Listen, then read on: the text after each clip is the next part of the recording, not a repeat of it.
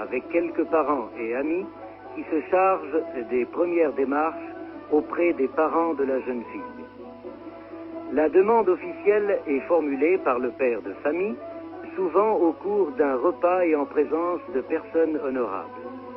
Un débat entre le père de la jeune fille et celui du jeune homme s'engage sur le montant de la dot qui, ici, est versé, contrairement à ce qui se passe en Europe, par le père du jeune homme. Une fois l'accord réalisé, la mère du jeune homme rend visite à la mère de la jeune fille et se fait précéder de cadeaux d'usage tels que tissus, henné, sucre, thé, lait et dattes. Les fiançailles officielles sont alors célébrées à la mosquée après la prière de l'Asr, qui a lieu elle-même vers 4 heures de l'après-midi.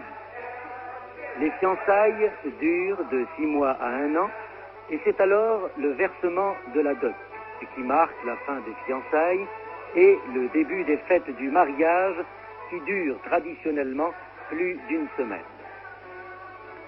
Les préparatifs ne sont pas moins longs.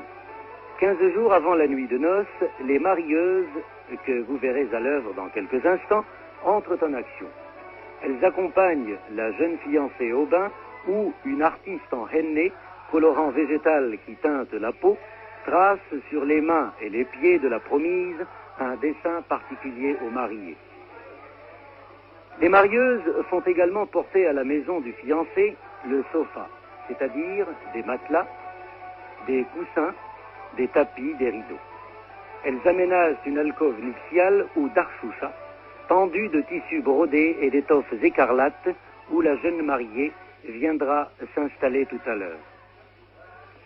Mais le travail des marieuses n'a véritablement commencé que plus tard, lorsque la fiancée est arrachée de son sommeil pour être parée comme il convient par ses spécialistes. Elle la farde violemment et la couvre de lourds bijoux, d'étoffes brillantes et somptueuses. Ce costume, vous en jugerez tout à l'heure, lui donne l'allure d'une idole ou d'une divinité immobile, le regard pudiquement baissé. Les marieuses lui couvrent le visage d'un voile et la promènent lentement autour du patio. Et cette cérémonie est appelée la dora ou ronde nuptiale. Habituellement, la jeune fille est placée sur une table ronde, la mida est portée à même les épaules des marieuses qui la ramènent à pas solennel devant les invités.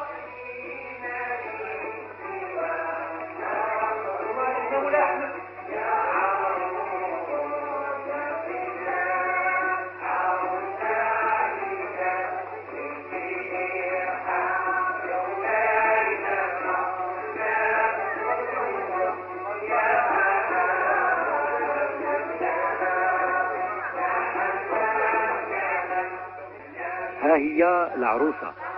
Voici la mariée, voici celle qui est engagée, voici la plus belle de la famille, gloire à sa beauté et à sa jeunesse. Elle est douce comme le miel et le sel n'a pas encore gâté ses joues.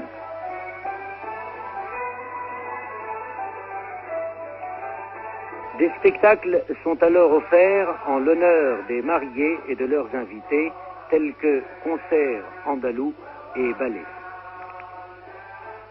Pendant ce temps, le fiancé attend impatiemment le droit de voir enfin celle qu'on a choisie pour lui. Les marieuses vont d'ailleurs le chercher pour l'installer auprès de sa future épouse. Il est vêtu d'un burnous de laine blanche dont le capuchon est rabattu jusqu'aux yeux. Il gagne l'alcôve nuptiale accompagné de la marieuse principale. Les marieuses font une nouvelle fois éloge en poussant des yeux traditionnels, après quoi elles feront pivoter le mari face à son épouse, soulevant le voile qui couvre son visage et laissant les deux époux se regarder pour la première fois et échanger leur premier baiser. Les divertissements se poursuivent. 9 jours après qu'elle en accomplira le premier geste, symboliquement, elle confectionnera un pain preuve de son attachement à son nouveau foyer.